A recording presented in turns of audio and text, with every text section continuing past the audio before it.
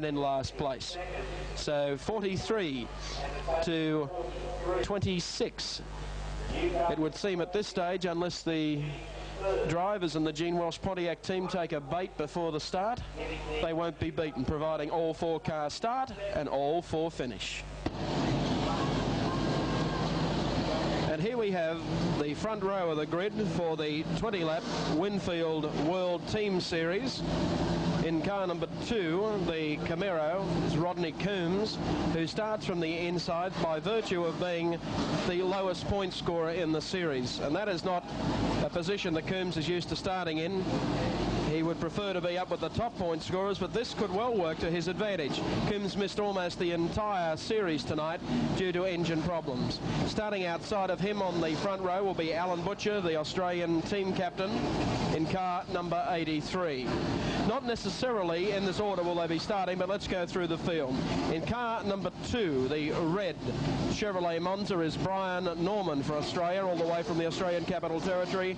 And on the outside, in car number 6, is the winner of 2 wins in Giros here at Newcastle Motordrome, Adrian Anderson, a former New South Wales champion. Car number 8 for Australia, on the inside of the next row, is Fred Seary from Goulburn. As the field forms up now, starting off, car number 118 is Don McEwen. John Smith starting on the outside of him. Graham Lilford in number 2. Paul Gill of Newcastle in car number 25. And really starting up the back of the field are the 4 Coca-Cola Pontiacs in company with the last man on the grid, Charlie Schwartz, because they are the top point scorers from the series. Now, you wouldn't hope to find a more impressive field of late model cars anywhere in Australia, and in fact anywhere probably in the United States. Bringing together members of both the Coca-Cola Pontiac Firebird team and Charlie Schwartz's Camaro Outlaws. Only one of the 8 American cars is a non-starter, and that's the car driven by Jim Hopkinson. Field looking pretty strong. Man with a task is obviously going to be Charlie Schwartz, the back marker, who was the top qualifier, drove in 5 heats, then won the top point scorers dash, and he'll be starting behind a wall of red Pontiacs. While up the front of the field, Don Tilford, Rodney Coombs, they could make a big dent in this. Let's prepare for the start of this lightning fast 20-lap at turn 4. Green flag, they're racing as they go down the main straightaway into the bottom turn. And it's Rodney Coombs who leads from Brian Norman on the inside, then further back on the outside to Alan Butcher, who can't keep the pace up, and Norman now steams into second place over Butcher. Next on the inside is Fred Seary, then Don Tilford as they come onto the main straightaway, and the pace is a cracker. Gary Scott, Ed Wilbur, and the Americans really battling hard at the tail of the field as they move on to the back straightaway, and Charlie Schwartz still in there tackling them right at the tail of the field. Meanwhile, Rodney Coombs has run and won. He's well and truly out in front and leading, but we have a yellow light situation, as you can see there. The clash involving Don McEwen and Fred Seary. Seary winding up into the wall, but I don't think his car is being seriously damaged. Whether or not we can say the same for Don McEwen, we'll have to wait and see. McEwen goes underneath our camera position, but apparently is able to start. Rodney Coombs, ready for the restart. Green flag at the ready. 1 official lap completed of competition. Here they come in now for the restart to the final. And it's Rodney Coombs of the United States. But we've had 2 go out on the infield. That's Paul Gill and Don Tilford. They're both out on the infield. They're both stalled, so that is not going to help. Gill gets going again and charges back out at the tail of the field. Coombs is in front from Brian Norman, Alan Butcher, then Jack Hewitt, who goes out sideways and has spun to a stop. The yellow lights come on once again as Tilford and Jack Hewitt. Tilford was the driver who was attacked here by Gill, or the both of them bumped, and he is unhappy with Gill. As you can see, he's run up into Gill. Some of the action is going to be thick and fast. Officials here with the red flags out. And this disorganised pandemonium at this stage as Hewitt tries to come back through his starting position, and at the back of the field, watch this dice between Paul Gill in 25 and Don Tilford, who claims he was whacked by him, and he puts his finger out and tells Gill to watch it. Tilford's quite hot about the whole thing, and the American Camaro officials also, or team members, are anything but happy about this. Gill, meanwhile, has found a slot open in the field up near about the middle of the pack.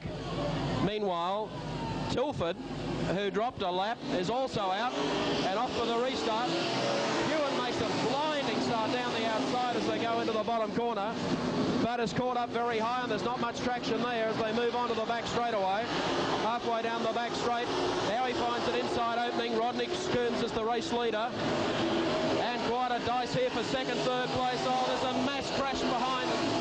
American cars piling into one another. Johnny Pearson, Ed Wilbur, and Coombs. Charlie Schwartz is out of his car. It's bent. Pearson's bent. And Johnny Smith is also involved, and he has a flat tyre, and Schwartz is mad. Climbing out of his car is Pearson. His car is bent. John Smith is out of his car. And Schwartz is out on the racetrack, hot under the collar about something. Officials are going to have to take a long time, and looks like Paul Gill is in for a bit of attention here from some of the American team members, who are all pointing fingers at him. Gary Scott is going to the infield.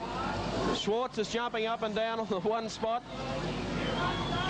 Scott pulls up on the infield. His car is bent by the look of it, or are they just pulling the hood off to take a look at it, whether it was rubbing on the wheel, and meanwhile the tow trucks come in to try and sort out the mess.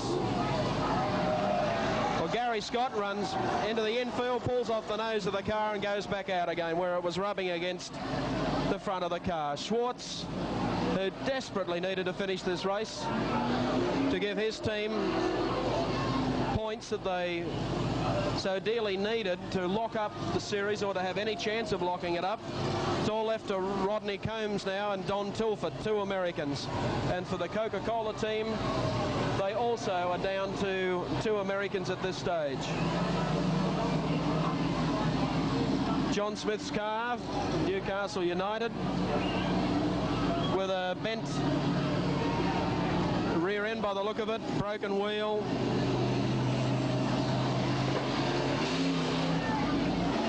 What appears to be a problem down on the infield, because Schwartz is remonstrating with officials. But I think they've managed to calm Charlie Boy down, who is well known for becoming quite hot under the collar about things, and a couple of the officials telling the crew members of the American team to get back to the infield and stop inflaming the situation. Combs, Anderson, Hewitt, Paul Gill, Graham Lilford, Don McEwen, Gary Scott and Ed Wilbur. At the moment, the only casualty of the American Coca-Cola team appears to be Johnny Pearson, and he appeared to ride up over the back of another car.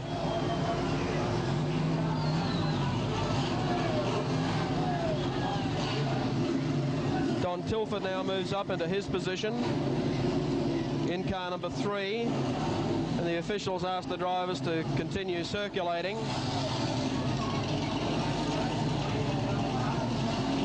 And quite a few Americans down there on the infield, quite hot under the collar. Paul McHugh, the team manager of the Newcastle United squad, comes over and has a chat to the officials and goes back to the infield. Meanwhile, it's Rodney Combs just moving up behind these cars on the grid. There's Combs, who will have pole position in car number 2. On the outside of the front row will be Brian Norman in car number 2. On the inside of the second row will be Alan Butcher, and Charlie Schwartz comes back out once again, who apparently fixed the problem. His car took a solid whack. Don Tilford is also out there, and it would appear that the driver who is going to be out of the rerun will be Johnny Pearson, one of the hot favourites for the Coca-Cola Pontiac team.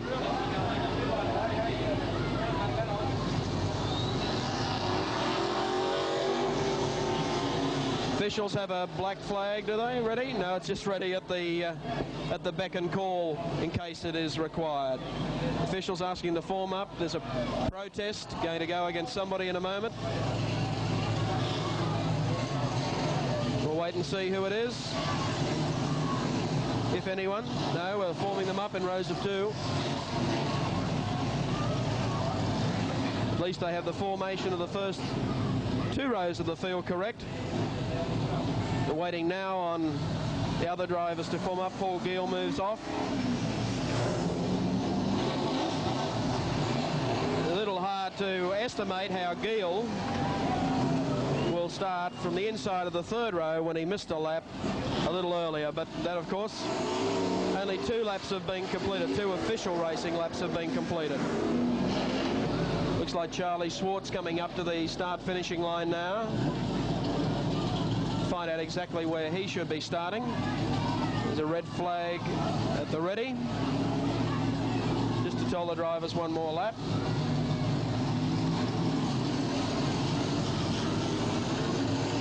Schwartz will go to the rear of the field, it would appear. Was that a black flag to Charlie Schwartz? Official did throw a black flag then, and it looked like Charlie Schwartz who received it.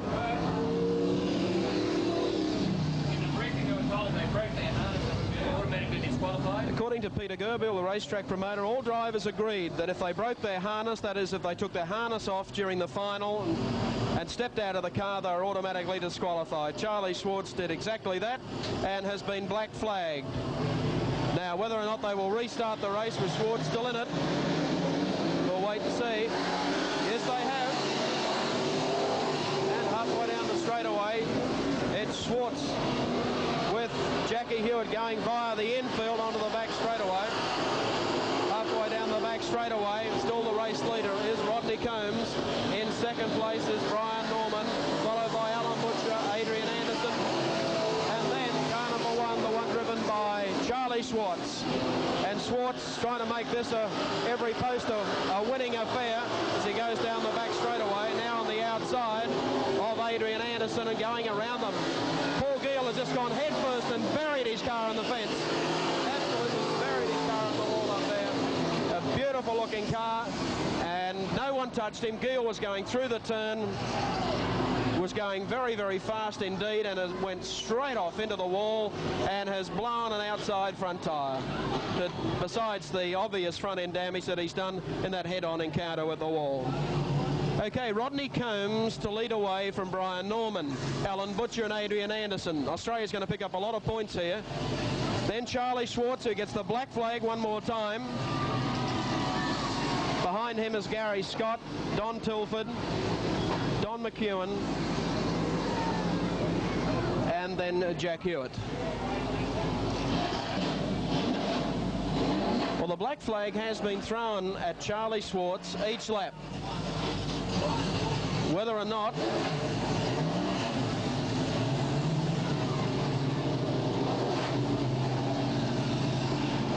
Schwartz will obviously have to face the consequences a little later on.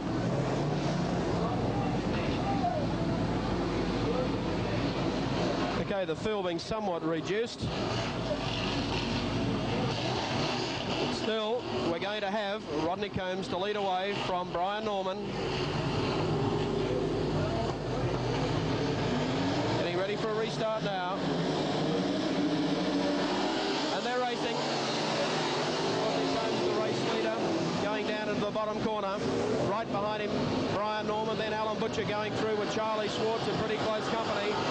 Then Don Tilford further back with Hewitt going around the outside of Gary Scott, then drifting out very high indeed towards the safety fence area. Main straight away, and the American Camaros are running 1-2. Combs started up the front of the field. Schwartz who started at the rear. Jackie Hewitt has moved up also in company with Gary Scott as they go down the back straight away. And they're running pretty close indeed. Hewitt is out against the wall, crashing into the safety fence, and has hit one of the other American cars, the one driven by Ed Wilbur. after whacking the safety fence up in the top turn. So Hewitt, who looked like he had every chance of maybe even catching the front-running cars through a wild outside loop up against the wall, has managed perhaps to put himself out of competition. Now the black flag is about to be given to Charlie Schwartz officially. He has been told that he has been black flagged early in the race. He has either ignored the black flag or chooses to want to continue to race, which I don't think the officials want. Must be said in his credit, though, he's come through from the back of the field. Combs still sitting in his car, becoming somewhat perturbed as to what has actually happened.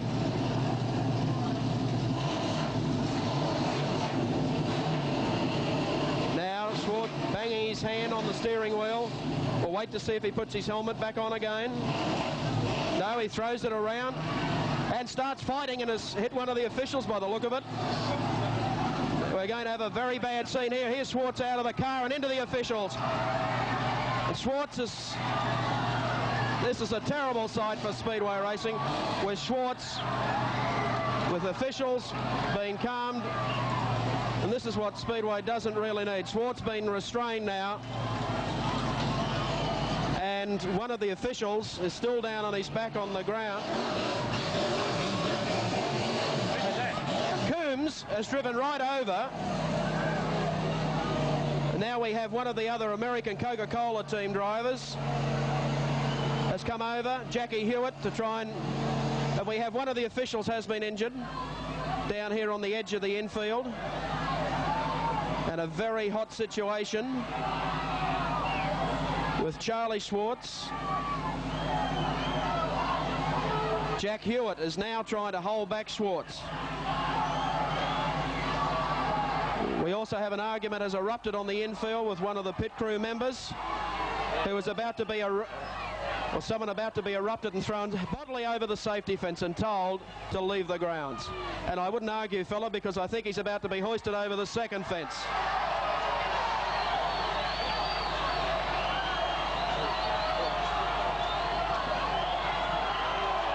Charlie Schwartz has climbed up on his car, and I don't think has won too many friends here tonight. Jack Hewitt, again, is doing nothing whatsoever for the sport.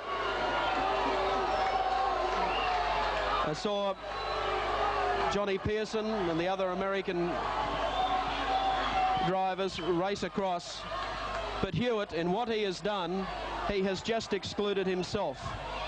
Now Gene Welsh is trying to pull back Charlie Schwartz, pull back Jack Hewitt rather, who has become involved in an argument with officials once again. Hewitt has been restrained by Welsh.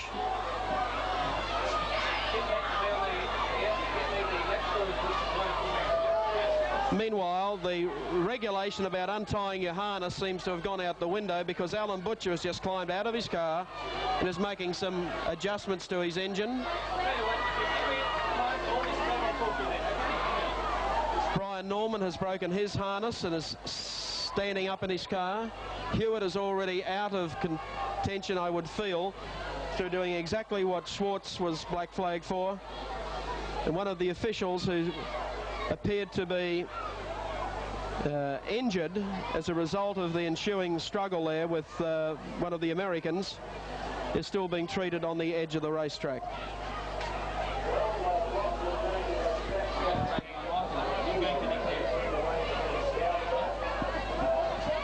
Talking to Peter Gerbiel, the promoter, in the interest of safety. And the race is going to be declare the race, and the finishing positions will be